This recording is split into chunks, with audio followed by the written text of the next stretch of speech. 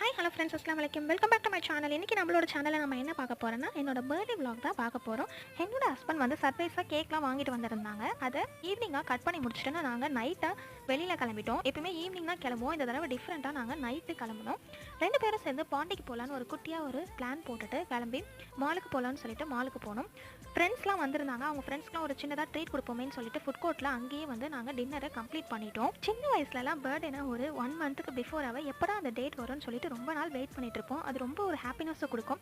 அதே இல்லாமல் நம்ம பர்த்டே அப்போ செலிப்ரேட் பண்ணும்போது ஸ்கூலில் எல்லாருக்குமே சாக்லேட் கொடுக்கும்போது ரொம்ப ஒரு சந்தோஷமாக இருக்கும்.